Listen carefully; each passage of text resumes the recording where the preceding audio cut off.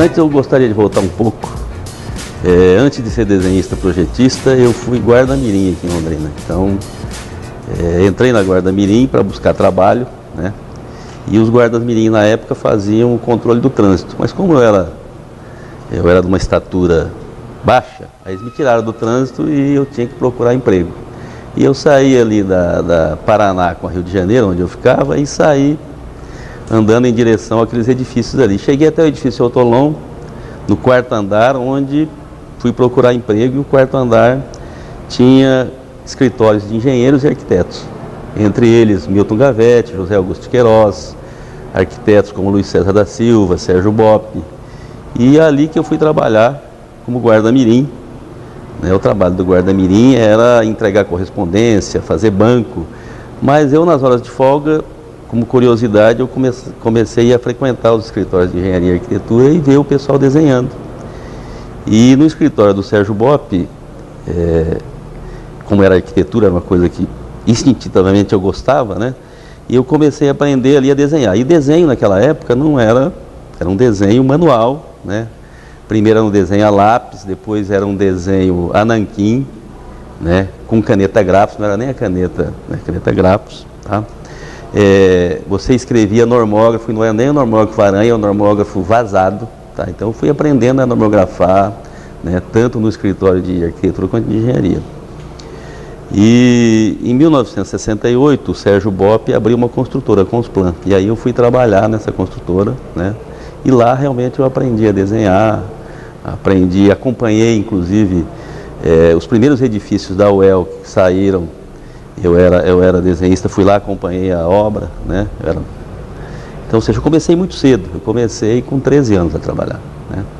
13 anos eu estava. E antes de ser guarda-mirim, isso é um fato histórico, eu fui engraxate na Pensão Lapa e Pensão Alvorada. Para quem não sabe, Pensão Lapa e Pensão Alvorada ficava em frente à Transparaná, que hoje é aquela igreja da Presbiteriana ali próximo da Aviação Garcia, tá? Então eu trabalhei ali dos 9 aos 13 e depois fui guarda-mirim. E aí me tornei um desenhista, né? Lá no Sérgio Bopp. E depois fiquei até 75. 75 aí eu fui fazer faculdade em São Paulo. Fiz uma faculdade particular, porque na época as públicas eram muito difíceis, continuam difíceis de passar, mas naquela época eu preferi fazer uma particular, porque a particular possibilitava você fazer meio período, você estudava meio período você trabalhava. E aí fui fazer a Farias Brito, que na época chamava Farias Brito, em Guarulhos, que era próximo de São Paulo, e que tinha um corpo docente, a maior parte deles eram professores da FAO. E lá eu tive contato com Eduardo Corona, Eduardo Quinizzi de Mello, com Silvio Savaia, então uma série de professores, né? Marlene Acaiaba, Marília Almeida, então eram grandes professores. E minha formação foi em São Paulo, tanto a nível acadêmica quanto profissional, porque enquanto eu estudava eu trabalhava também nos escritórios de consultoria.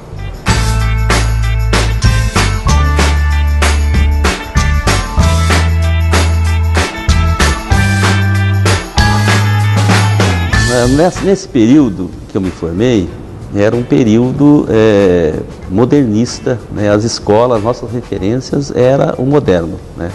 Então, ou seja, tanto em teoria quanto projeto, nós estudávamos os clássicos. Então, quem que era? O Le Corbusier, Frank Lloyd Wright, Mies van der Rohe, Álvaro Aalto, essa era a nossa referência, né?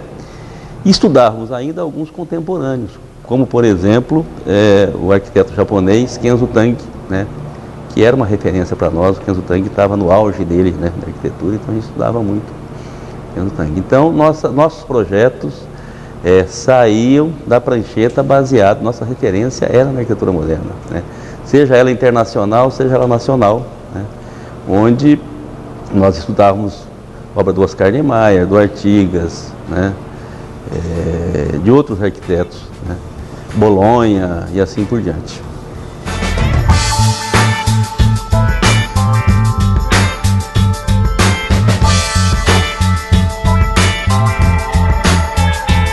Bom, esse trabalho aí eu tenho que explicar um pouco. Quando eu vim dar aula na UEL, quando eu fiz o teste seletivo, era para dar desenho e projeto. Mas quando eu cheguei para ser contratado, estava faltando um professor de História da Arquitetura. Então eu fui dar História da Arquitetura do Brasil, né?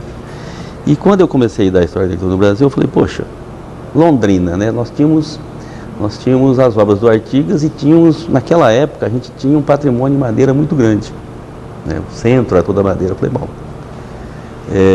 eu acho que está na hora da gente começar a inventariar esse patrimônio. Então daí surgiu o meu interesse, porque se você pegar qualquer cidade norte paranaense, né, no seu início, né, na sua formação como cidade, como urbis, toda ela foi construída em madeira. Então, ou seja, as casas eram em madeira, o hospital era em madeira, o comércio era em madeira. Ou seja, você começa a perceber que a madeira teve um papel importante no desenvolvimento do norte do Paraná. Então ela deu o primeiro suporte do desenvolvimento, foi a madeira.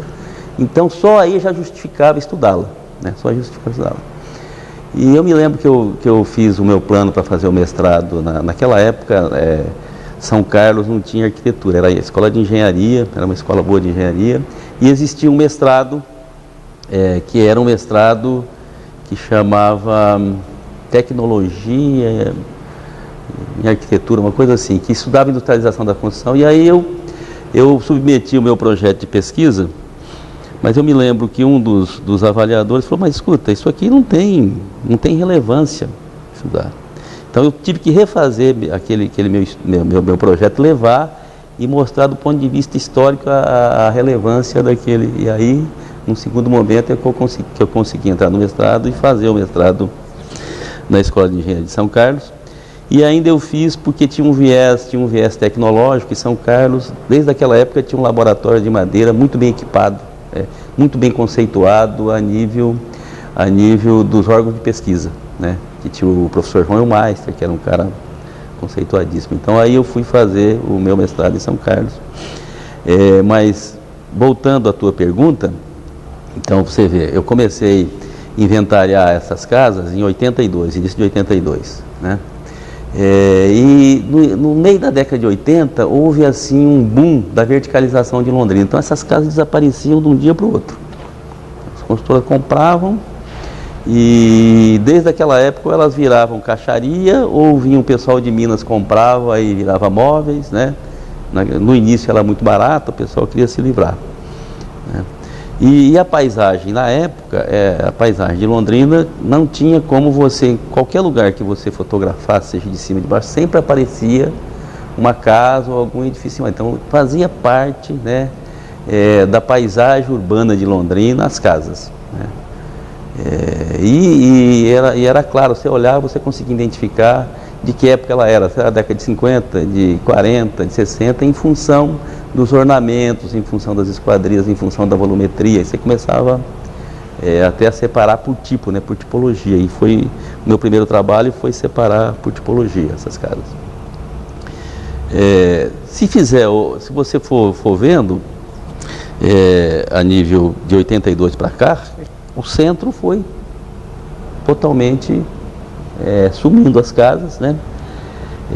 Hoje você vai ter ainda até com um número significativo na Vila Cassone, Vila Nova, um pouco na Vila Brasil, né? Um pouco no Xangri-Lá B, que é um pouco mais recente. Então você tem muito pouco, né? E tem alguns edifícios ainda em madeira que são importantes pela tua escala. Então você vai pegar ali na rua, na Vila Brasil, como é que chama aquela rua? Que tem um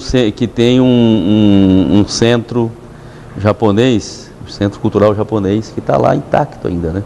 Que é importante, né? Então você tem alguns edifícios ainda, tem algumas capelas rurais, você vai pegar aqui a Céu, ainda tem uma igreja significativa, né? Próximo de Londrina, Arapongas, tem um patrimônio, mas ou seja, ele está desaparecendo, né? E a tendência é desaparecer. Então o que a gente tem tentado, que não é o correto, é segurar pelo menos o modelo, ou seja, segurar a casa, transportá-la para um outro local, como a gente fez na UEL. Então nós temos lá a Casa do Pioneiro, nós temos as duas casas, uma já montada, que estava aqui na rua Anita Garibaldi, né? Nós temos em Cambé uma casa que foi também transportada, acho que em Bela Vista, uma capelinha que nós conseguimos. Então são algumas coisas isoladas, mas é muito pouco em função da quantidade de construções de madeira que a gente tinha no norte do Paraná todo, né? Então eu tenho a impressão que isso vai ficar registrado mais a nível do papel e vai sobrar muito pouca coisa, né? O que é uma pena, porque foi um exemplo importante na história da cidade, né?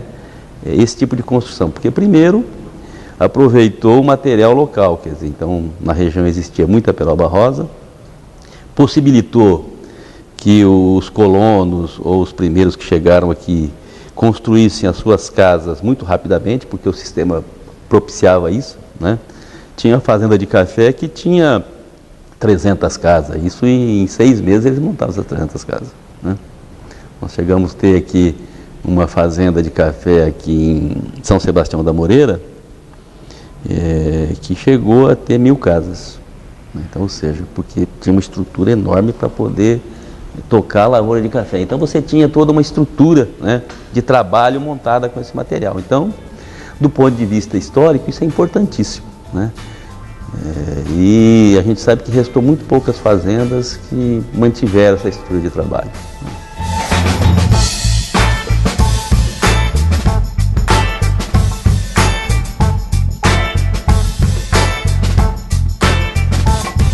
Veja bem, primeiro deixa eu explicar um pouco essa questão do doutorado. Então eu precisava aprovar, né, no doutorado,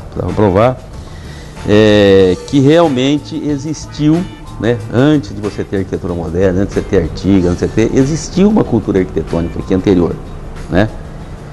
E a única maneira de eu provar isso é eu pegar um campo um pouco maior. Aí eu abri um pouco o leque, né?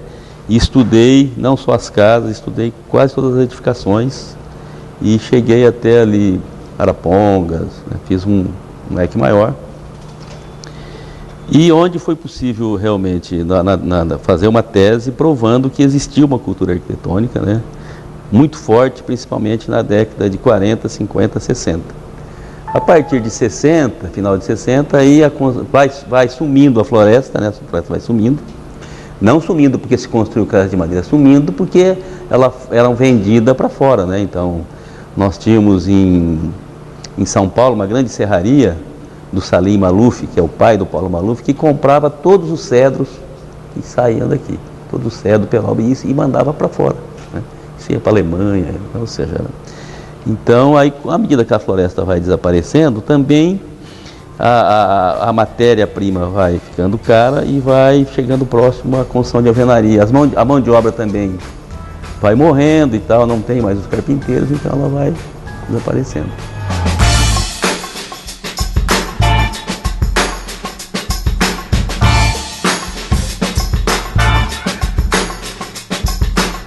Esse uso da madeira na arquitetura ainda ele é muito pouco, né? Ou seja, você vai pegar poucos exemplos, né? E o uso dessas construções ainda não são tecnologicamente, vamos dizer, ela não é adequada ainda, entendeu?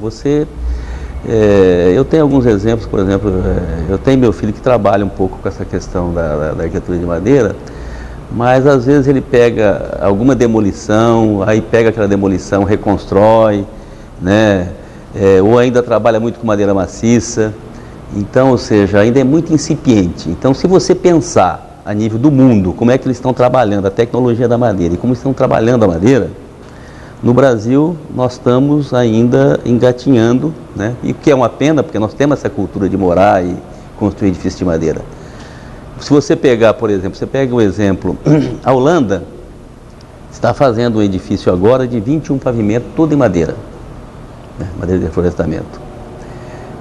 Tem um arquiteto chamado, como é que é o nome do cara? Green, que está fazendo um edifício e testando tecnologicamente um edifício de 30 pavimentos, tudo em madeira. Se você pegar na Alemanha, Japão, os países desenvolvidos, Estados Unidos, você vê que todas as casas são em madeira, né? Claro, com alta tecnologia, wood frame e assim por diante, né? Então, ou seja, ainda é muito incipiente, né? Eu acho que a madeira é o único material renovável que nós temos no mundo. Tá? Então, ou seja, para o futuro, infelizmente o Brasil, nós temos aqui uma questão econômica das concreteiras que eles não deixam entrar de jeito nenhum no sistema construtivo de madeira. Você tem o quê? Você tem 2 ou 3 empresas trabalhando, tem a Tec Verde em Curitiba, né, trabalhando com o sistema wood frame, embora eu ainda faça uma crítica à Tec Verde, porque ela constrói o sistema wood frame como se faz nos Estados Unidos, e no Brasil você não pode fazer esse sistema. O sistema do nosso wood frame você tem que levantar a casa do chão, tem que ficar 40, 50 centímetros com uma plataforma solta do solo, não pode encostar. Eles fazem um sistema de radier e depois faz, aí vai dar problema, né? Você tem que soltar, nós estamos num país tropical, a gente tem que adaptar isso. Então precisa muitas adaptações ainda para a gente, mas nós temos alguns bons exemplos. Se você pegar São Paulo, você tem lá o Hélio Ogo, o engenheiro Hélio Ogo, trabalhando muito com madeira maciça, inclusive mais de floresta, mas é uma madeira que tem um controle, né? Ou seja, é uma madeira de floresta renovável, ou seja, controlada, né? E o Hélio Olga, ele tem uma empresa que ele fornece todo o material para os arquitetos trabalharem com arquitetura de madeira. Aí você vai ter o Acaiaba trabalhando com isso, você tem o Mauro Moraes, você tem vários arquitetos paulistas, né? O Tiago, como é que é o nome dele? O Tiago lá do Rio, né? Tiago Bernardes trabalhando também. Então, ou seja, você tem bons exemplos, né, de arquitetura trabalhando com tecnologia, embora ainda incipiente, mas bons exemplos de arquitetura de madeira. Relacionando essa arquitetura que está sendo produzida com a arquitetura que foi produzida na década de 40, 50, o que eu queria dizer é o seguinte: essa arquitetura que foi produzida, essa arquitetura histórica, ela é muito interessante. Por quê? Primeiro, se você analisar o seu sistema construtivo em função das ferramentas que existiam na época, né, da mão de obra, ela é muito rica, porque os carpinteiros faziam o quê? Com serrote, com martelo, né, com ferramentas rudimentares, né? Ou seja, a serraria processava as tábuas, os caibros, então, tinha o padrão, e os carpinteiros, com a sua mão de obra, né, conseguiam, mesmo rudimentar, montar uma casa em 15 dias, né? Então, se fizer um paralelo, dentro do quadro que se apresentava na época, é um quadro muito rico, né? Hoje não, hoje você faz um sistema wood frame, onde toda a logística é transferida para a indústria, né? A indústria monta, a indústria faz todo o processo, você só faz a logística de montar no canteiro de obras, né? Que era diferente, né? Na época você tinha que fazer todos os entalhes, todos os encaixes, tudo na obra, né? Então aí tinha que ter realmente a questão do domínio da carpintaria, né? E que a gente teve sorte de ter nesse período de 40, 50, 60, muitos carpinteiros que vieram do estado de São Paulo e tal, né? Ou até carpinteiros que vieram de outros países.